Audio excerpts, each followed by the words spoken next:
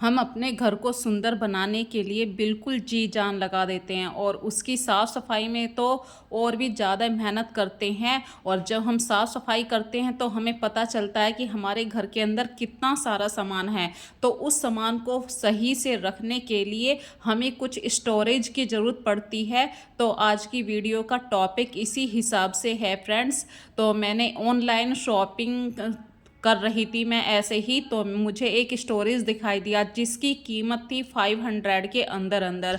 अब 500 मैं खर्च करूं तो दिमाग यही सोचने लगा कि नहीं, 500 रहने दो, कुछ दिमाग से सोचते हैं और कुछ नया करने के लिए। तो मैं ऐसे ही घूमने के लिए चली गई और लकड़ियों के टुकड़े मुझे कुछ याद आने लगे कि मेरे घर की छत पे ऐसा क्या पड़ा होगा जो कबाड़ से जुगाड़ मैं बना सकूं। तो फ्रेंड्स, आज की वीडियो की स्टार्टिंग करते हैं। सबसे पहले मैं आप सबका वेलकम करती हूं अपने इस छोटे से चैनल पर जिसका नाम है बरेवाल रश्मि। और फ्रेंड्स, अभी मेरी छत पर ये भिंडी के पौधे लगे हुए हैं। और फ्रेंड्स, इन पौधों की केयर करने के लिए हमें मैक्सिमम आउटपुट देना होता है। इसका मतलब ये है, यहाँ पे हम अपने पौधों की जितनी केयर करेंगे, जितना सुबह शाम इन्हें पानी देंगे, खाद पानी देंगे, उतना हमें ऑर्गेनिक चीज़ें मिलेंगी। तो चलिए ये बातें अभी छोड़ते हैं, करते हैं आज की वीडियो की स्टार्टिंग।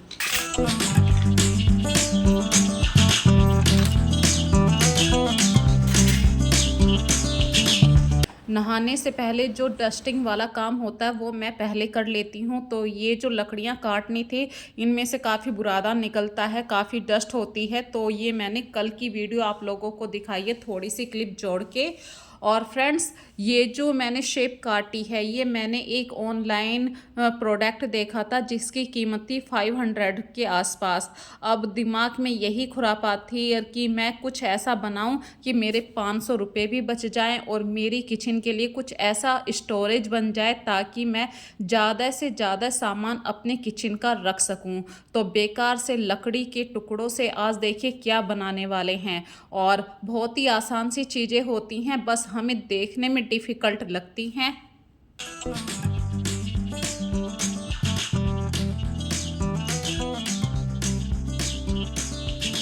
अच्छा, सही से बताना फ्रेंड्स, लकड़ी का जो पैटर्न होता है या लकड़ी से बने हुए कोई भी प्रोडक्ट है, वो भले ही चीपेस्ट रेट में हो या बहुत ही ज़्यादा कॉस्टली है, पता नहीं क्यों वुडन का जो भी सामान होता है हमारे घर में वो इतना सुंदर क्यों लगता है। तो मैं अपने किचन के लिए वुडन कलर में ही मैंने ये वॉलपेपर ख़रीदा था ताकि मैं कुछ भी चीज़ बनाऊं कुछ रॉयल सी दिखाई दे। पता नहीं क्यों मुझे वुडन कलर बहुत पसंद है। तो वुडन कलर का जो वॉलपेपर था वो मैंने अच्छी तरीके से चिपका दिया है। और ये थोड़ी सी बीडिंग एक नहीं, मतलब मैं आधा इंची से भी थोड़ा सा फालतू ये बड़ी निकल गई।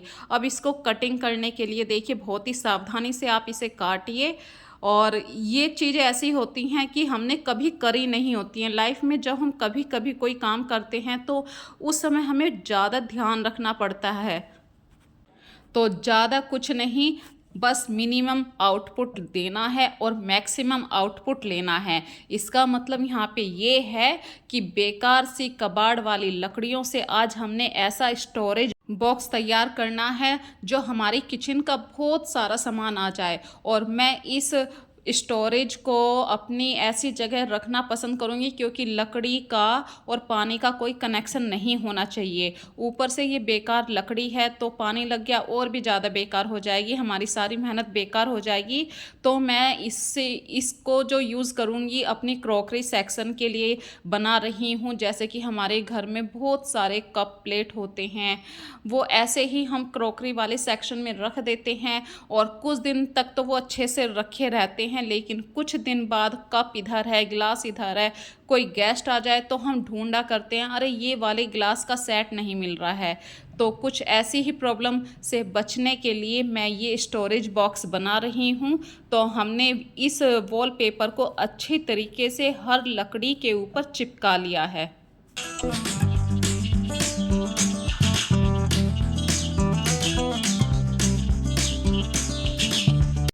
तो ये जो लकड़ियाँ हैं इनकी लंबाई भी मैं बता देती हूँ क्या चौड़ाई है। 2.5 इंच की तो चौड़ाई रखी है मैंने तीनों पट्टियों की, और 23 इंच रखी है लंबाई इस लकड़ी की, ये जो लंबी सी है। और जिसके ऊपर ये मतलब खाने से काट रखे हैं ये 7 इंच की लंबाई है। और बस कोई भी आपके पास कील हो, ऑल पिन वाली जो कील होती है, ये देखिए आप देख रहे होंगे कितने पास से मैंने दिखाया है। ऑल पिन वाली कील ही यहाँ पे काम करेगी। यदि आप बड़े वाली कील लेंगे तो हमारे लकड़ी के ये जो गुटके से हैं तख्ते हैं इनकी ज़्यादा कैपेसिटी नहीं है और लकड़ी फट जाएगी। तो ऑल पिन वाली कील ही यहाँ पे काम करेगी।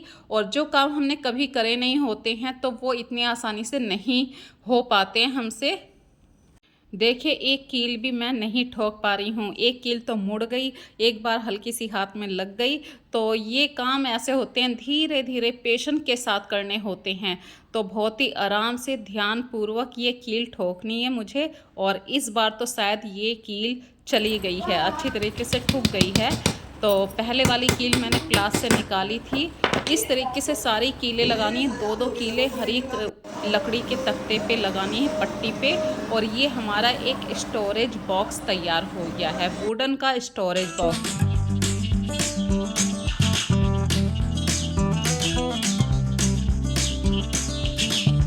अच्छा, जब कोई चीज़ बिल्कुल फाइनल अंजाम पे पहुंच जाती है तो दिल को कितनी खुशी मिलती है।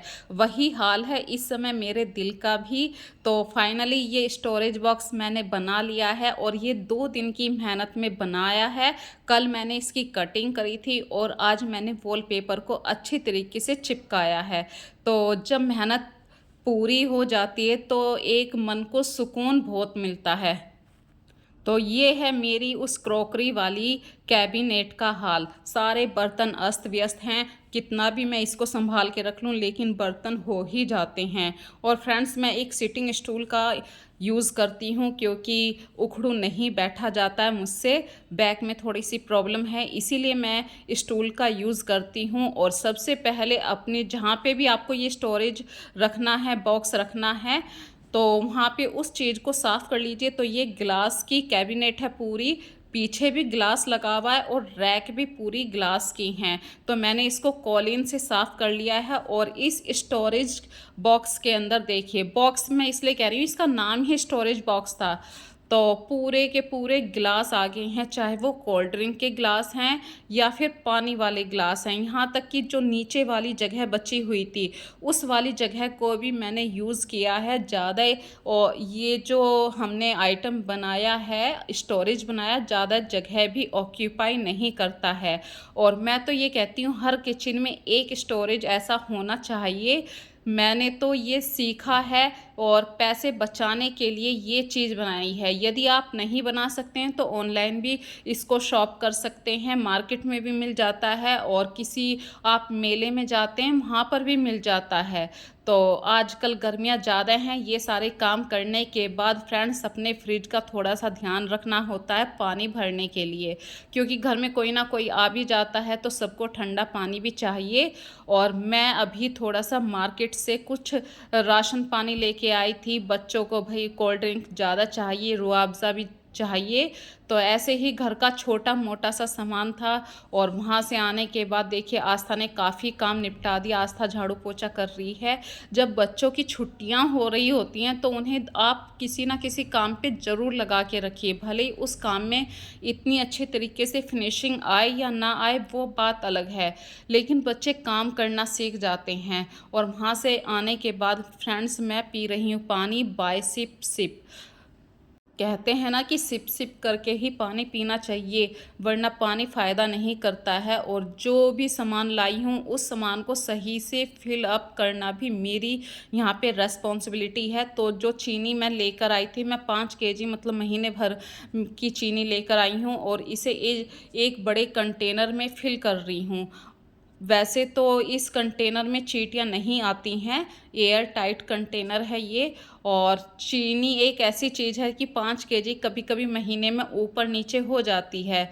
और आज मैं फ्रेंड्स कार्तिक के लिए लेकर आई हूँ ये सोयाबीन की बड़ी। मुझे पता है सोयाबीन की बड़ी हर घर में बहुत मन पसंद करके खाई जाती है, पर मुझको ज़्यादा पसंद नहीं है।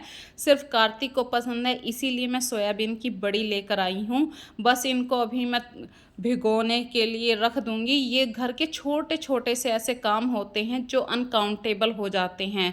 तो यहाँ पे मेरी अभी ज़िम्मेदारी ये नहीं है कि सिर्फ़ मैंने स्टोरेज बना दिया है अपने किचन के लिए, तो मेरा काम ख़त्म हो गया। अभी मेरे घर में किसी ने खाना भी नहीं खाया है, तो ये सोयाबीन की बड़ी मैं भिगो रही हूँ दोपहर के खाने के लिए। और अभी मैं बनाऊँगी, मतलब ऐसे प्लान चल रहा है हमारे घर में, अभी बातें चल रही हैं कि कौन क्या खाएगा, तो सैंडविच की बात चल रही है।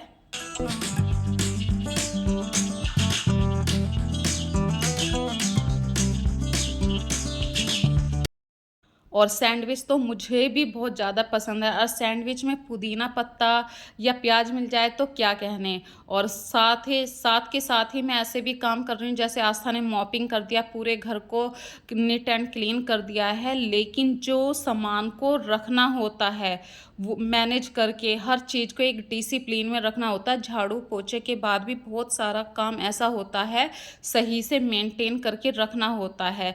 तो वही काम मैं कर रही थी। कुर्सियों के कल कवर मैंने धोए थे, वे कुर्सियों के कवर अभी रख रही हूँ।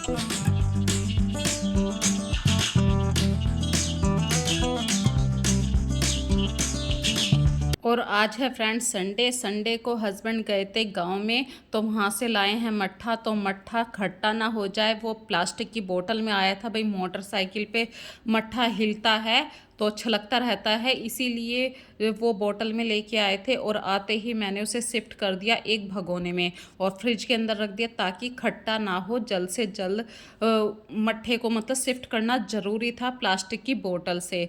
और फ्रेंड्स, जो हस्बैंड अभी बाहर गए थे, मतलब गांव में गए थे, तो गांव में मतलब जैसे कि सड़क के साइड में काफ़ी फ्रूट्स वाले खड़े रहते हैं, तो वहीं से लेके आए हैं तरबूज। और इतना स्वादिष्ट तरबूज है, उन्होंने चेक भी करवाया टिश्यू पेपर से कि इसके अंदर कोई कलर तो नहीं है।